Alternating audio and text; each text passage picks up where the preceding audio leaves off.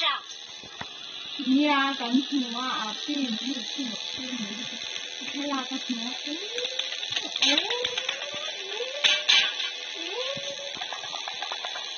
anh đi em bạn này đi tiếp theo em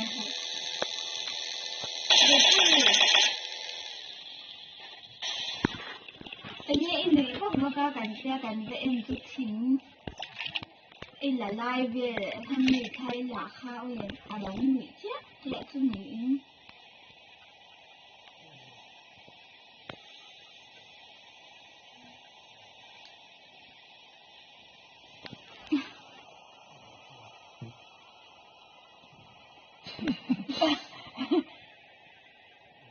lên lỗ một không theo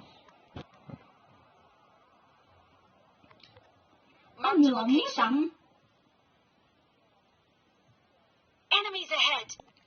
Marked a location. cái này vật rất là thật nha.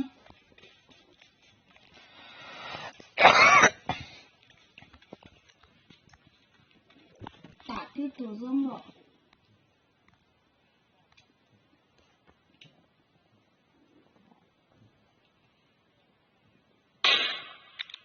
thật rất 좋아하네. 깜빵 아주 전 sáng tìm cái tối rồi.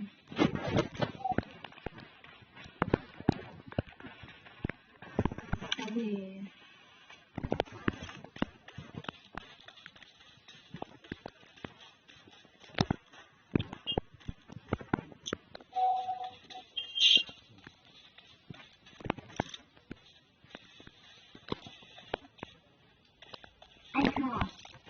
Peter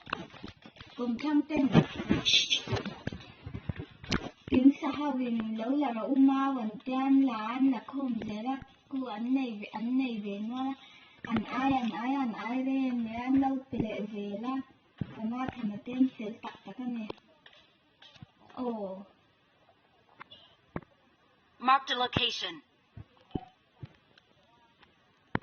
Watch out! Marked a location.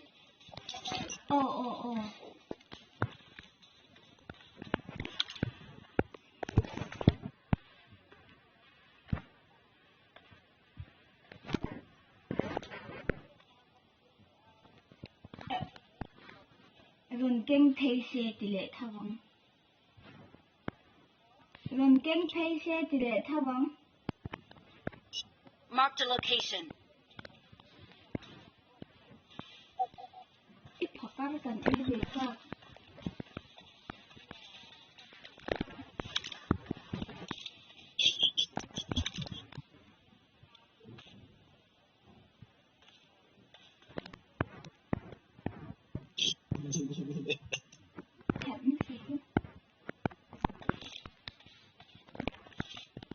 Nhìn mấy năng tên nó cầm cây sẽ cần một ngày mấy rồi mẹ tên mình lâu té thì chẳng hạt xâyอย่างที่ค่ะอะไรค่ะtomato tên này hạt cà phê tên này cần ănที่ทั้งหมดอย่างที่ค่ะmìnhเป็ดchứ ôi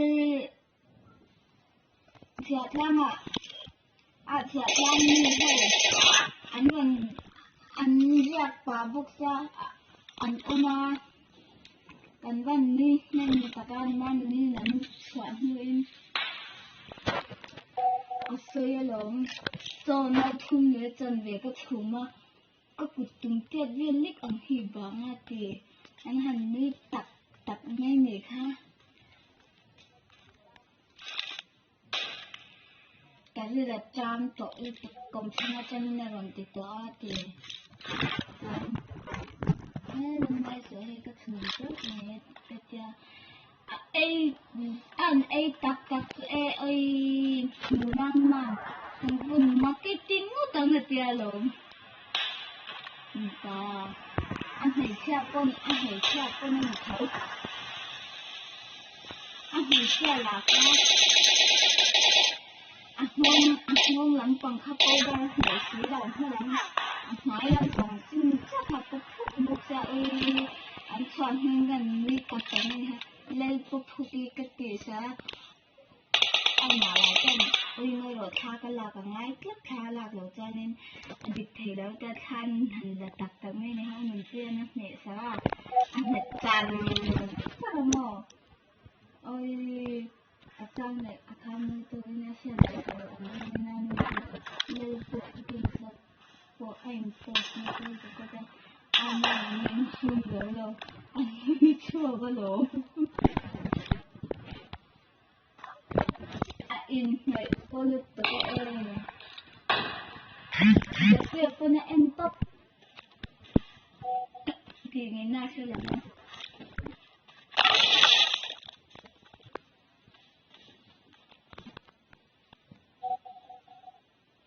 ấy thử đủ vóc là đủ mà đi bộ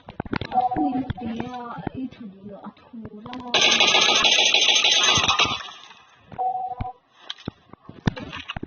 anh vì mà đi bộ là đủ ta ấy chứ thun thả cho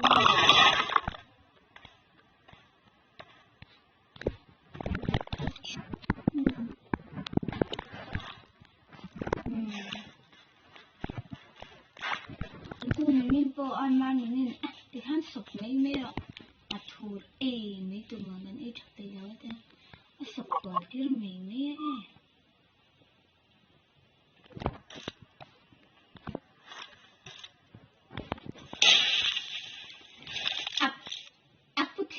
아프티아만 내나는 무죄 우리 하 내나 이거 뒤로 자 장아배야 아프인 큰 쌤들 왜 이렇게 뺨 아이디 빠야 hơi không thế 이건 우리 공딱 친단 거야 내냐 어제 인수나 cái về đâu nó phải chịu苦cái bồn cái ăn chừng thì xả mà phụ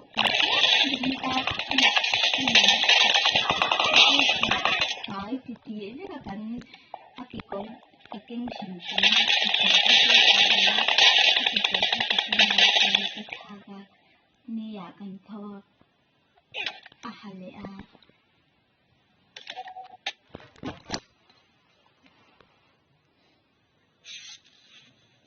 anh nên để khi tía nó cũng như là nó thành này rồi đó để khi nhận thức cái bốc cái tên cái tỷ lệ tổng khác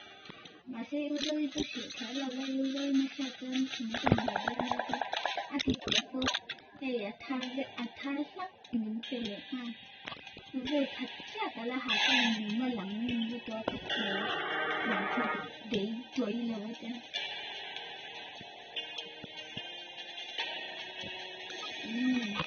các học trò để riêng em ấy tính là